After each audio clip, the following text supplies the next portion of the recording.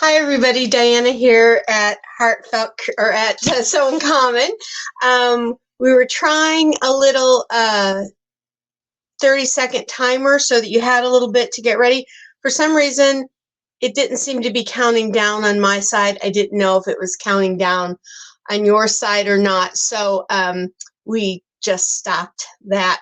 Um, if you caught my video last night, my little live video last night, you saw that I'm working with some new software. And so far it's working good, but just give me a little patience in case something like that gets goofy, right? But I wanted to welcome you into this week's episode of So Uncommon. I know it's been a few weeks now since I've been with you all, and if you caught my video last night, you saw that things that were going to kind of take up my time until the end of October ended early, and we're going to get started back doing our regular stuff now. So I'm so excited. This week is the first week of a two-part series, I guess, where we're going to be doing a little project actually on So Uncommon. This week we're going to do the first part. Next week we're going to do the last two blocks. So what we're going to be making is an autumn runner. Could be a table runner, could be for the top of a dresser, could be for the mantle, like if you have a wide mantle on a fireplace, or say you have a large hearth where you can kind of set it back a little bit. On a hearth, you could do that. You could put it at the end of a bed, whatever you want to give just that little bit of autumn prettiness to, right? Because autumn is here. We actually decorated the outside of the house today. Dave put up a few little light orange lights, not as many as he does for the holidays, the Hanukkah and Christmas holidays, but just a few. And we put some beautiful autumn wreaths up, and I've got two big beautiful pots of mums. One is in that like deep purple color and one is in that deep rust color, so they're really beautiful. They're not fully bloomed, so in the next week or so they'll get all nice and big and beautiful blooms. I love that. And then we put out some, we don't put out real pumpkins because I don't like to see them kind of go to waste. So several years ago I bought those pumpkins. I don't know what they're made out of. It's not styrofoam. It's kind of but it's kind of a really hard plasticky substance and heavy. So we kind of cut a top just like you would with a regular pumpkin, and we put rocks in them so that they don't fly around because they're not that heavy. They won't, if a wind comes by, it would blow them away. So we got that out and pretty. My personal Facebook page, you can see some pictures on there if we're Facebook friends. I'll put some on the So Uncommon page too. And that reminds me, if you're new with us, subscribe to my YouTube channel, So Uncommon. Hit the subscribe button and click that little bell to get notices when I add new content. And then if you haven't yet joined my Facebook group, So Uncommon, the group, I know, I'm not original at all, right? You can do that too. And I will, over in the So Uncommon, the group page on Facebook, I will put out some pictures, some of the pictures that we did outside. That way y'all can see them. And I would appreciate that. And can I tell you that the YouTube channel, please subscribe if you haven't. I am like, was it 4 or 5 people away from hitting 3,000 subscribers. I'm so excited. I can't thank you all enough for that. So you can head over to So Uncommon here on YouTube, click that little subscribe button, and subscribe to that. I would appreciate it so much. Okie doke. So like I was telling you last night, in this episode, this first week, we're going to make the first part of our runner. And our runner is going to be, this first week, we're going to make 3 blocks. They are all the same. They're all extremely easy. We use one of my favorite piecing techniques, strip piecing. And And then next week, we're going to make 2 blocks that are the same, and they are what you've heard me call in the past a figural block. They're going to be like a picture of something, a figure. Instead of like a normal peace star, something will be like a pumpkin or a leaf or something like that. I'm not going to tell you yet though, because I want you to come back next week and finish out the project with us. So this week, the center, when I make runners, I like the center part of it to be kind of plain because I put stuff on my runners, flowers, or like for this one, I have this big kind of, it's like strips of metal formed into a pumpkin with a fall flower arrangement in the center. That'll go on there. And so I don't like to cover up a lot of beautiful piecing. I like the beauty to be on top of the piece. And so my center of it is going to be a little bit simple, I guess we could say. And then the 2 blocks we're going to do on the end next week will be, we can call those the pretty blocks, right? The fancy blocks. So I got to thinking, we could just do 1 strip of fabric, all one fabric, and that would be it. But I got to thinking, I want to do something more special and kind of show you guys a little technique for a block that maybe you've never done before. So something that I love is gingham. I love gingham tablecloths out on the lawn in the summer, and we have little like evening picnics and wine and stuff out there sometimes. We try to be a little, I don't know what you would call it, but we like to, do some nice stuff out in the beautiful sunshine and the cool breezes and stuff in the summer evening. So throw a gingham tablecloth out there, a gingham quilt. And so normally, I think when we all think about gingham, we think red and white, right? Because that's kind of that traditional picnic tablecloth or spread on the ground kind of a thing. And it is truly, I think, the traditional thing you think of because it's beautiful. The red and white checks are gorgeous. But you can do gingham in all kinds of colors. I saw someone recently who did a gingham quilt. Basically, the block I'm going to show you how to do today. She did every gingham square in a different colorway. Blues and greens and aquas and reds and pinks and yellows and orange. So it was just like a plethora of colors, but they were all gingham. And because the way gingham is made, they all matched up perfectly. It was really a beautiful quilt. Technically, a kind of a simple quilt, but in the end, spectacularly beautiful because of all of the color. So I thought we would do that in autumn. Now, you could do this in fabrics for Halloween if you wanted. If you want those more stark blacks and oranges for Halloween, you could do that. So let me grab a few fabrics over here and we can look at what that might look like. So you could do like these kinds of dark, more Halloweens. Don't you love how Halloweens now have purples and greens in them? I think that's kind of cool. That never was the case when I was a kid growing up, back in the Stone Age. So you could do all kinds of stuff like these and all, really what we consider more traditional Halloween colors. You could do that. Or if you want something for autumn, just like the general autumn season, you could do what I'm going to do, which are softer colors.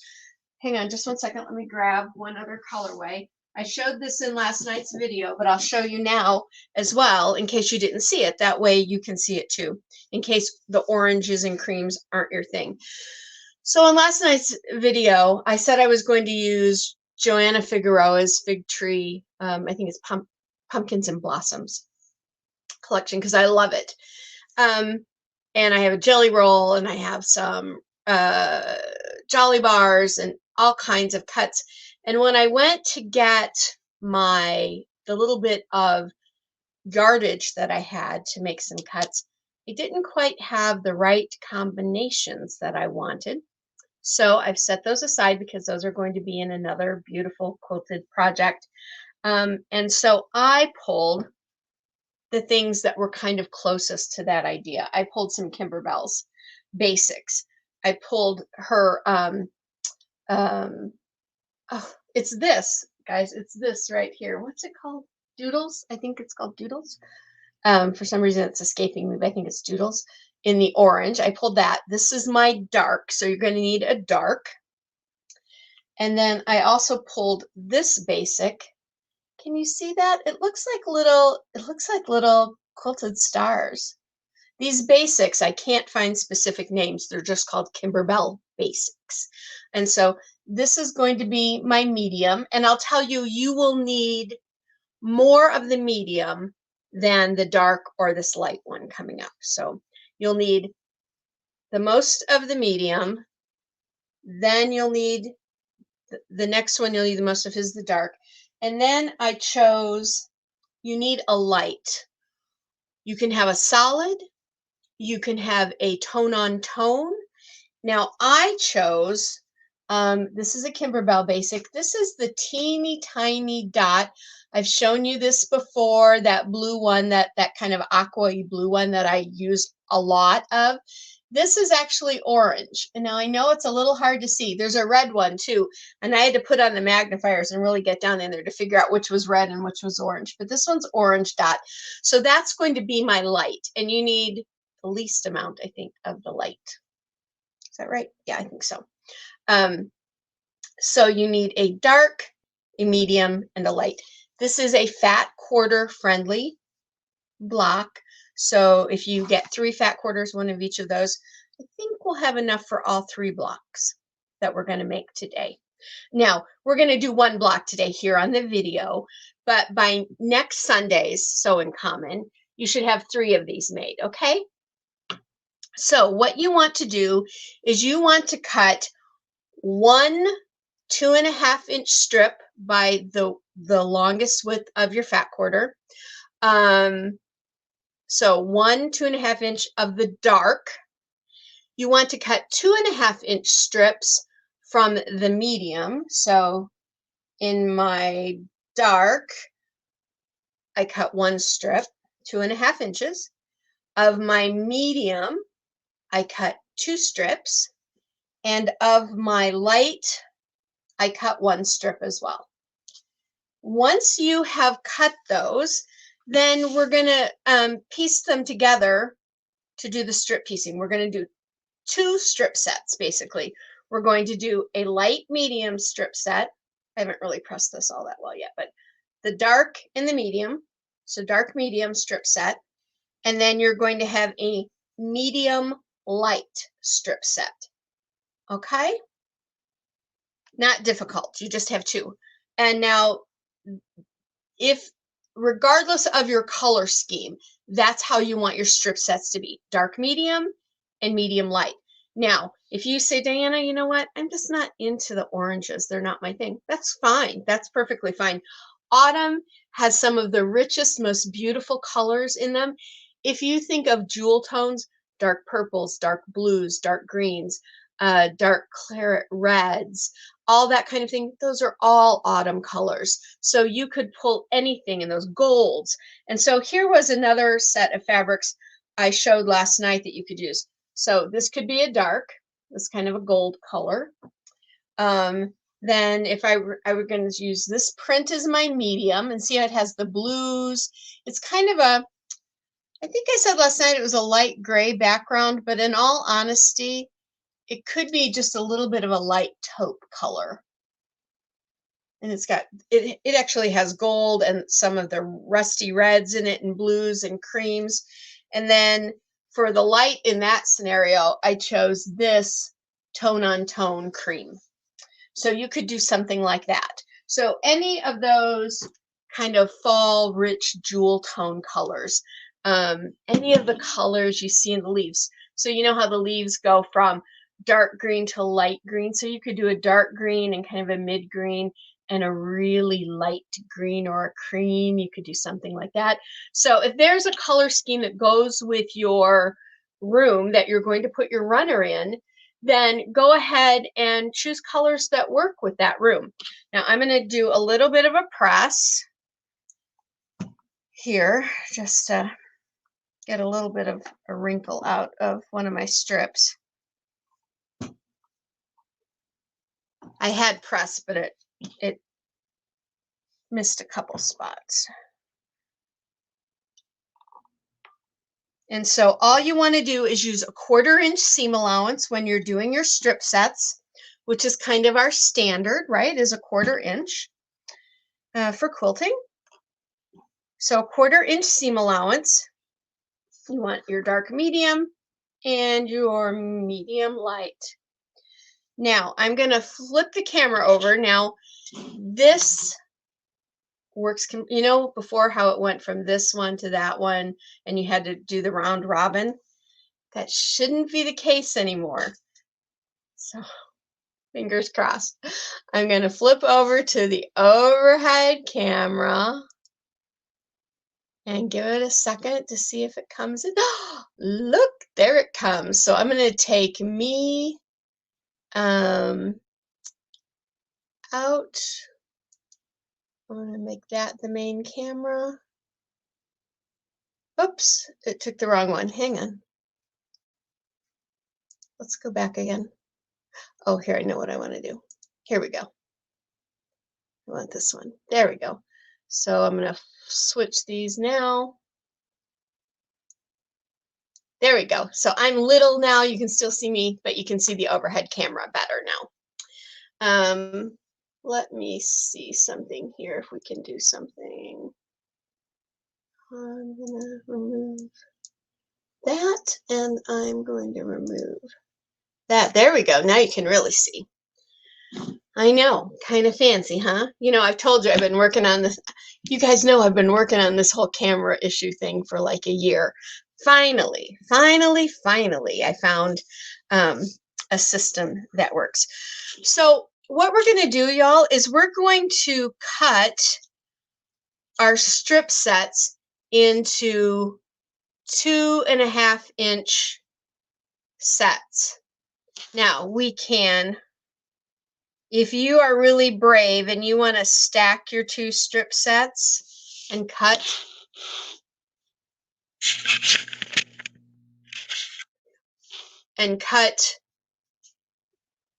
on top of each other, you certainly can do that. If you aren't brave like me, I like to, just because I like to do cleanup cuts, then I'm going to do one at a time. So I'm just going to do a little, you know how I like to start with a cleanup cut. So I'm going to start with a cleanup cut right here. Get my, so I have a nice clean edge there. Okay, now I'm going to flip this. And we want, I'm going to put on my magnifiers. Now see, this way you can see me with them on. We're going to do 2.5 inch.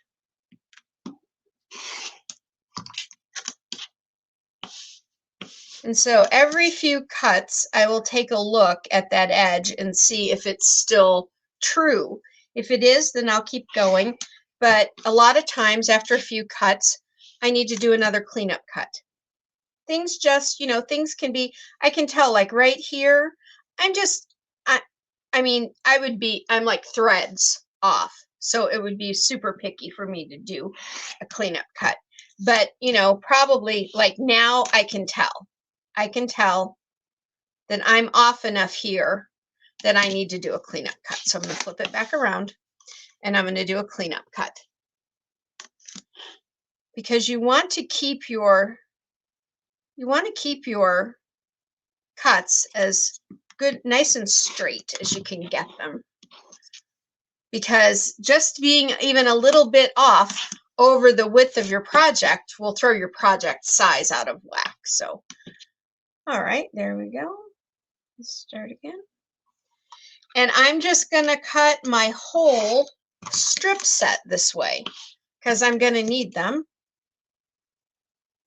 Okay, look, see, I'm already off there again. That's interesting. I think I did not do a good enough cleanup cut that last time. So we're going to go in here and do it again. So, and sometimes I'll take off a good chunk of fabric. Like instead of just threads, I'll take off a 1/4 inch if I need to.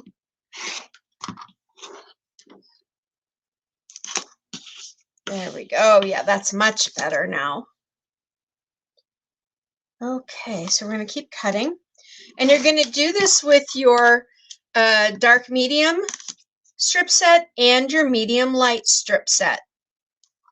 So guys, I know we haven't been together and done a video for a few weeks, and so I don't know what's going on with you all. So you're going to have to put some comments in. Let me know what's going on. I've been seeing some pictures. I know that some of you have been stitching, so I've got a little bit left over, and that, I mean, that's really not too much for anything. So I'm going to go ahead and put that in the bin. So now I have my stack of, take this off. I've got my stack of dark mediums. And now I'm going to start doing the same thing with my light mediums, or my light mediums strip set. And I will start with a good sized cleanup cut here. So what's been going on? I've been seeing some of your projects that you've been posting. So I told you last night in the video, but I will tell you again in case you missed it. So my friend, and friends to some of all of you too, we know Susie at Sew with Susie. If you go to her first Facebook page, Sew with Susie, she has made on her embroidery machine a haunted house, a freestanding haunted house that is just amazing. And guys, she made a freestanding lace skeleton made from glow in the dark thread. It's just fantastic. So go over to Susie's page and check that out. I think you'll love it. She probably has listed the information of where she got her patterns and stuff like that. She usually does, but you should go check it out because they're really fantastic. They're great for the season, and if you're a machine embroiderer, you'll like those. Okay, I'm still doing good here. Don't need a cleanup cut yet. And then some other stuff I've been seeing out there. So I know y'all have been sewing, and to be honest, until this, I have not done any sewing in like 2 or 3 weeks because of all of the other things that had taken priority of my time. And although, you know, I didn't mind doing those things, obviously, or I wouldn't have given my time to them, right? I just really, gosh, this is staying really good and straight. I still don't have to do a cleanup cut. I can't believe I'm getting through this whole strip set this way. It's kind of unheard of for me. Now, this piece, guys, is not tiny, in my opinion. That's going to go in my scrap for my collage quilting. That's going to be collage quilting. So I'm going to set that aside. All right, so I have my stack of medium lights and my dark mediums. So anyway, what I was saying is I sure love being back with you guys. I really do. So I am going to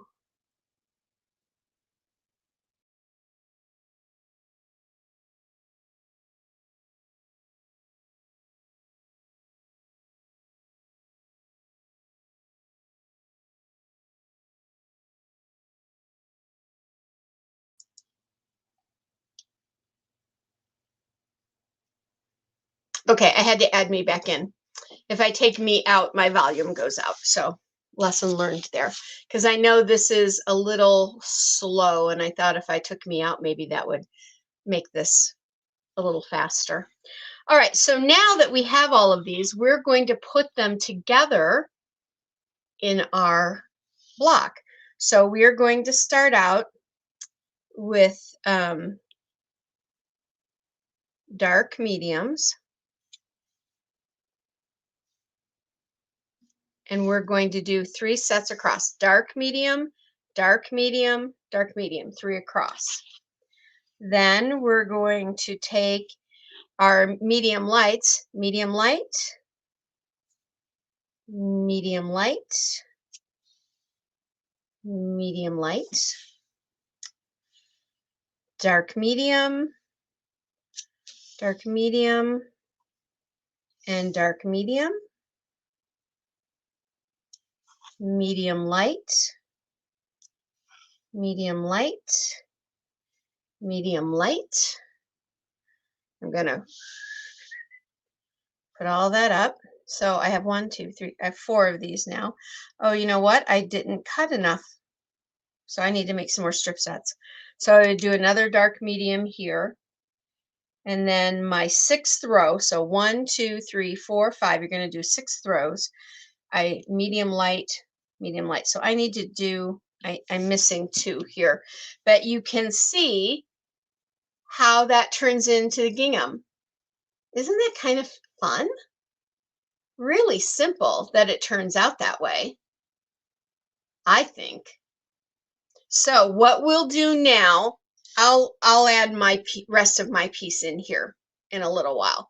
So what we're going to do now is we're going to sew each row together, all 6 of them, and then we're going to sew these 2 rows together and these 2 rows together and these 2 rows together. And then we will sew this unit made of 2 rows onto this unit and this unit onto this unit. So let's remove that camera. Hi, back. So I removed that camera and I'm going to add in the camera to the sewing machine now. And we're going to do a little bit of sewing on this. I've shown you basically how to do this. You're going to do 3 of these and you want to trim them up to 12.5 inches. That way, when they're all sewn together, they'll be 12 inches finished. So I'm going to flip over and we're going to sew a couple rows so you see how to make one of the 3 units in the block, okay? So I'm going to add in this camera. Very good. Now, let's flip this. There we go. There we go. So if you notice, that's not the same sewing machine, guys, that I've had in the past, is it? No, it is not. Guys, I finally got my new sewing machine. I've been telling you I have had this Big Brother and Novus Quilters Club series machine with the dual feed foot on layaway for like a year. COVID, you know, everything was crazy. And so now I've had it now for a few weeks and I'm so excited. So what you're seeing on here, just to show you, is technically the walking foot, but it's a dual feed. Let me bring this up. So it has these little feet on it that snap on and off, just like that. And this one is my 1/4 inch foot. And this one is my open toe foot. And then it has a couple more. And the one that it has that I just kind of squealed a little bit when I found, it's got a regular one too, but is this one. It's a stitch in the ditch foot for your open. So I know some of you that have these machines already probably know all of this, but this was all new stuff to me, and boy, was I happy to get it. I'm so thankful. So I'm just going to pop this back on. And what I love about this dual feed is that, you know, it's got this belt. It's belt driven here. There's this little belt here, and there's a knob on this side. So right now the belt is there, and that's what will pull the top fabric through along with the feed dogs for the bottom fabric to keep everything together. But if for some reason I don't want to use that belt, I can flip it up and then it just acts like a regular foot. So I really like that. I was just a little bit giddy when I got it. So, okay, enough. But I just want to share with you a little bit because I was super excited. So, and it's got, I don't know if you can see, but it's got this laser for marking and all. Oh, I love it. It's got it cuts in the machine so I don't have to get my snips out. I feel like a queen with it, seriously. All right, so I have my first 2. We're doing that first row. We start out with the dark is going to be on the far edge, dark, medium, and then we'll add the dark medium. So I'm going to flip this over and line it up.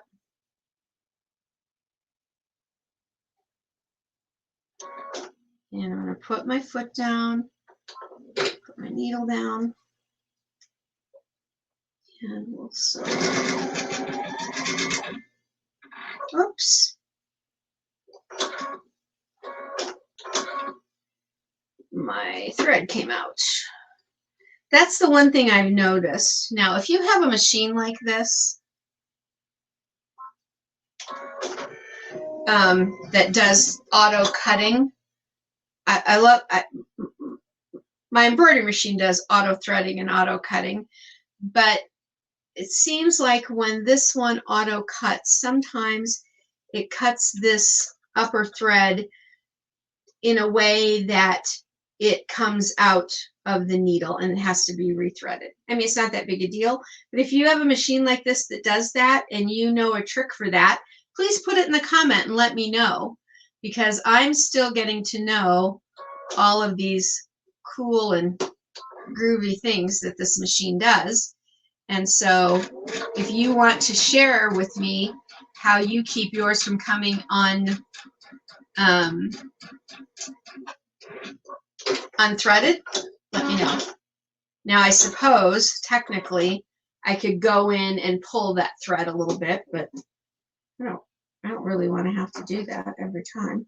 But maybe that's the trick to it. I don't know. So you can let me know, because I've had this for a few weeks now and I've done very little sewing on it because I've been so busy with other stuff. But I'm so glad to be back with y'all. So now I'm going to add this, and then when we take these strips over back over to the cutting table, we'll press them then. All right.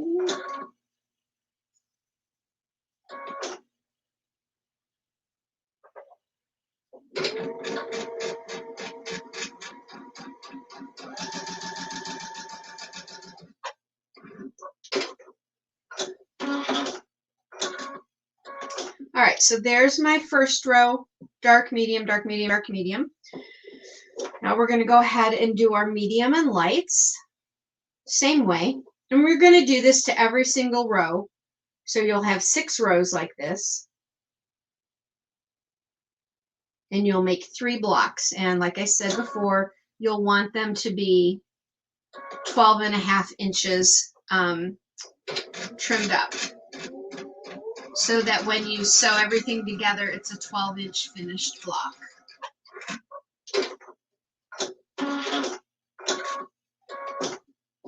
And I'm also using a knee lifter for the first time.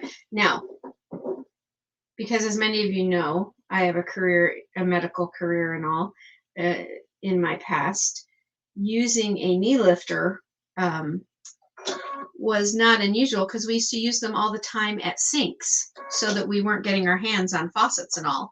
But I've never used one on a sewing machine until this machine.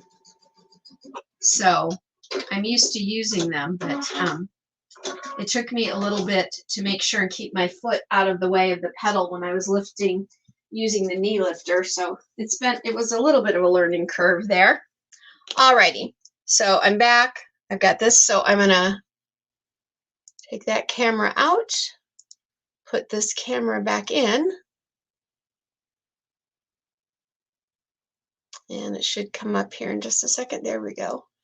I think it's a little bit slow because I think the laptop that I'm using, even though it's a good laptop and fairly new, I don't think it has quite the oomph like that over at my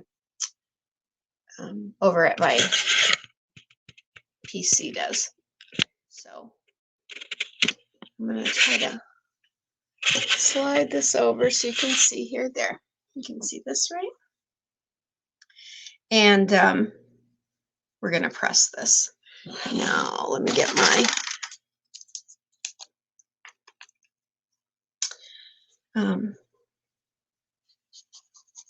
piecing pen. Now, I'm going to tell you that when you do your strip sets and you press them open, press to the darker fabric in each set. Okay.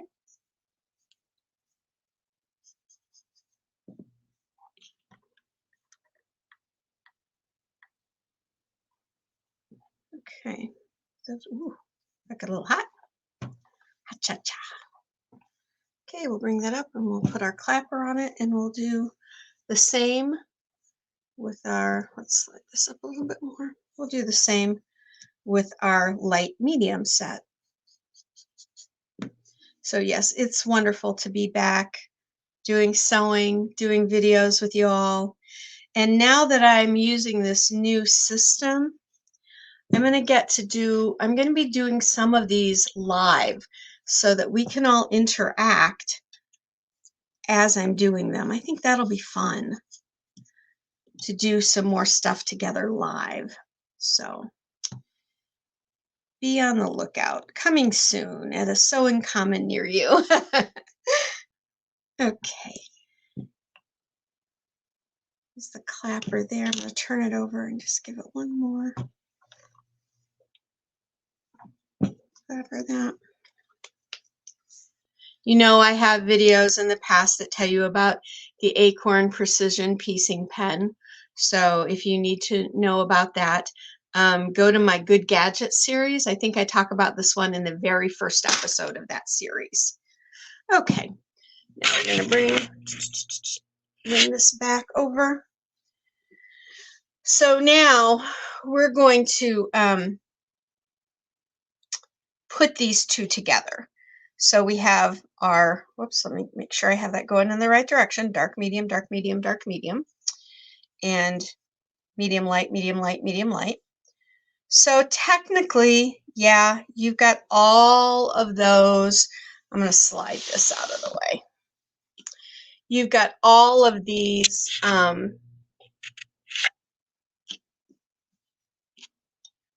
pieces to match up with this, but it shouldn't be too difficult. And if you don't want to, pin every single seam together, do like every other one. So,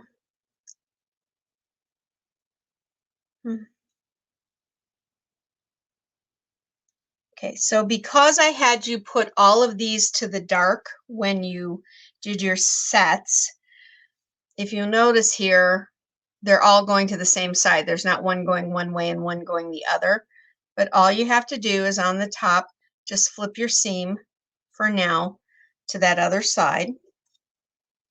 It'll match right up. And you can use a clip. You can use Wonder clips that I love to use those. But you also know that recently I've really loved this these are two-headed pins.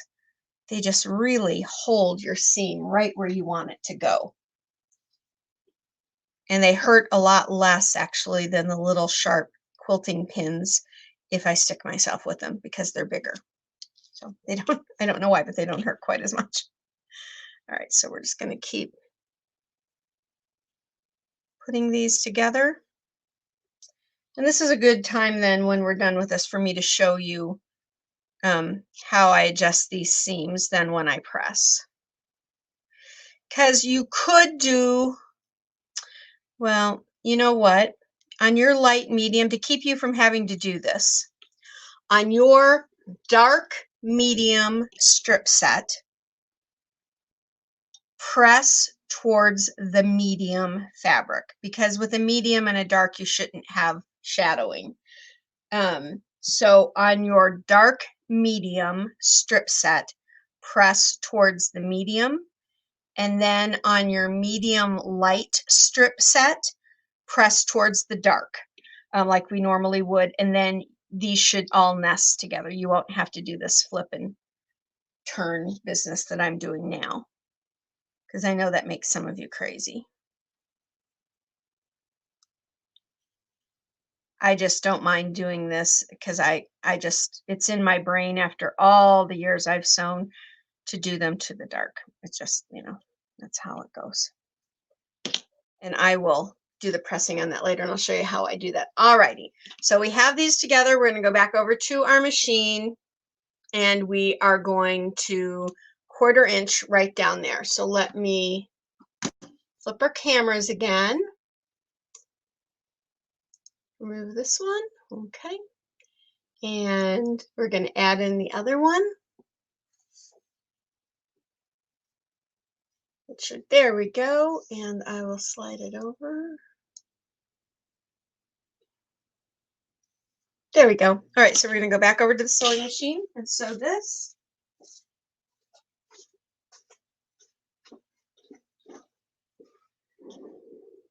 And so you all know that I post these videos on Sunday, right? Well, I should tell you that we are doing this right now on Saturday evening. It's, oh gosh, what time is it? It's 9:45 in the evening. Dave is out for the evening, and I thought, let's go ahead and do it now. Okay. I'm still getting used to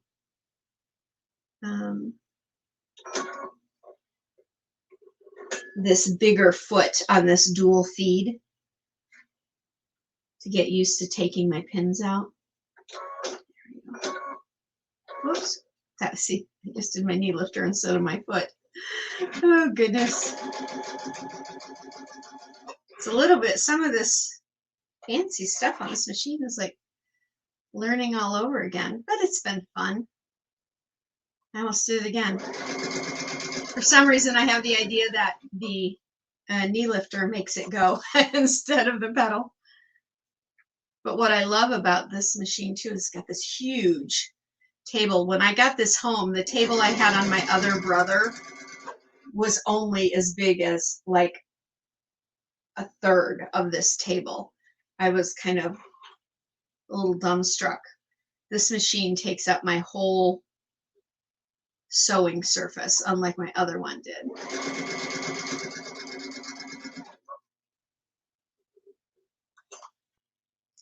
And so I can keep my little pin cushion right in here because it has an 11¼ inch throat space. Boy, do I like that for quilting. Alrighty, there we go. Now we'll take this back over and we'll go back to our overhead camera and I'll show you how I work these seams the way I did them. Okay, let this in.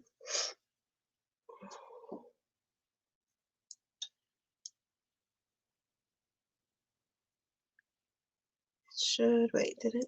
There it is, yeah, okay. So as you can see, all of these are flipped in the wrong direction on this side. So all I do, it's really simple, is I take my snips and I go right in here up to the seam. I don't cut my stitches, but I cut there.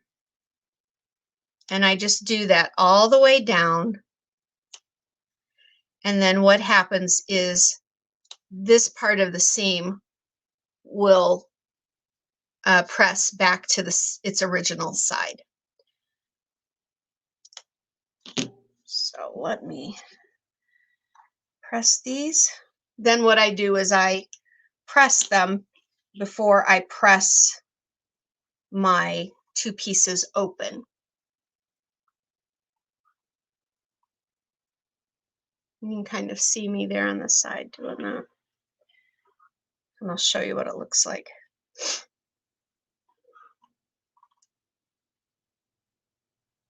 Okay. Oops. There we go. Ooh, this iron is getting super hot tonight. Hope it's not on the fritz. Okay, so you can see all of these lay in this direction now.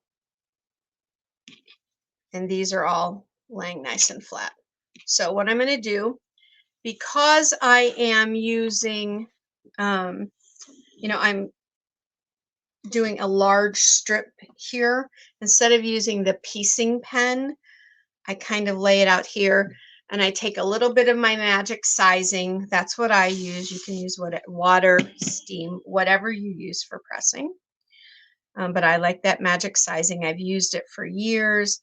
It's inexpensive. It doesn't turn your fabrics funny colors. It is kind of flake free for the most part. The only time it's not flake free is when I like overspray really badly. That's why I don't soak my fabric and then iron it stiff.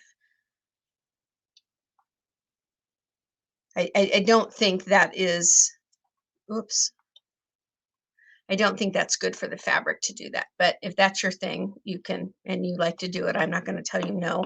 I just don't think overall, long term, that is good for your fabric.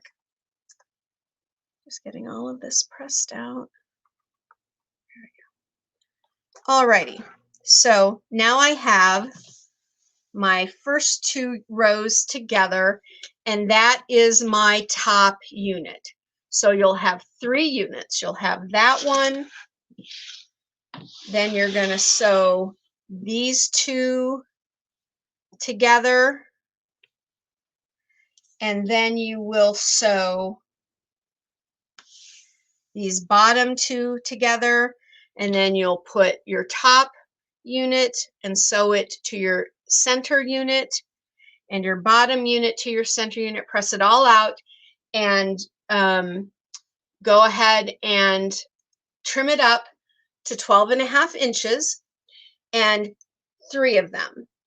Have those ready. And once you've done 3 of them, then you can do one to the middle and the other one to the middle square, so that you have one rectangle that is the 3 blocks. If you want to go ahead and do that, go right ahead. That's no problem at all. And next week we'll do the 2 blocks that will go on each end. If you don't feel comfortable putting the 3 blocks together, don't worry, I'll show you that next week too. So that is Sew in Common for this week. It's part 1 of our autumn runner, and we have done, I've shown you how to do a gingham square. Now, just to review, 2 strip sets, a dark medium and a medium light. And you can do this in any color if you want, that you want. You might not want to do one specifically for the autumn at all. You might be, you know what? I can barely get holiday decorating done. I don't do anything for the autumn. That's perfectly fine. Do whatever color you use. If you're going to use this in your dining room, let's say on your dining table, do it whatever colors that you like in your dining room. That's perfectly fine. That's all up to you. So next week we will do our